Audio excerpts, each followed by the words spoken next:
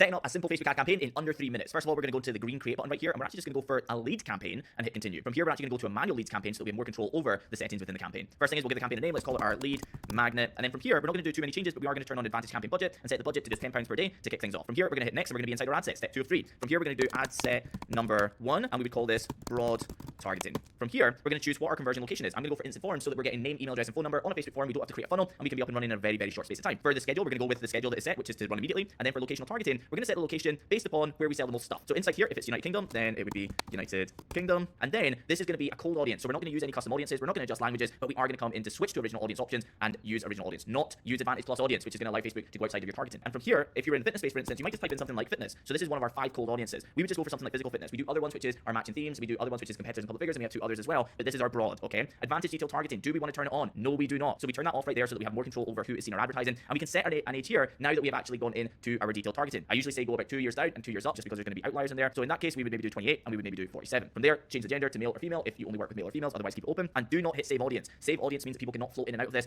You do not want that to happen. From placements, you want all placements essentially, but if you were going to make any changes at all, I would come down here, hit manual placements, and I would simply take away apps and sites. So now we come into the ad, and from the ad, we can do this as ad number 1, and we would do image 1. And once you have your ad appropriately named, so you know which ads are working well and which ads are not working well, then from here we can come down, we can say create ad, single image and video, and we're not going to do multi-advertiser ads. Turn it off. From there, before we create our form, let's come down and create the ad itself, and let's do image ad. From here, we can drop in our copy number 1. I've got a bunch of ad templates that I can send you. Send me ad templates in my DMs or messages or whatever, and I'll happily send that across to you completely for free without you having to opt in. The headline, we would drop the headline in here. That's part of the ad copy. And the description, if you want to drop this in here, is meaningful for a couple of placements. Call to action, you're almost always going to want to hit learn more. Now we're going to select an image. Let's go for this image right here. The best thing to do is to crop this so it takes up more of the newsfeed, and you can do the same for these if appropriate. For vertical, this doesn't need to be done because there'll be text above and there'll be the call to action button below. This actually looks quite good. Hit next, and now the images are done. Do you want to take some of these away? You can take some of these away. I actually tend to take all of them away because I don't like Facebook having control over adding music and different things to placements and creative. From here, everything is now done. The only thing we need to do is now create a form. So we create a form from scratch, and we're just going to call this form lead magnet 2025. And if we want more volume, which is going to be the case for about 95% of advertisers, we're going to hit more volume. And then from here, people are not going to see the greeting. They're going to go straight to the contact information. The great thing here, all of the information is already filled in, so we do not need to ask for any additional information.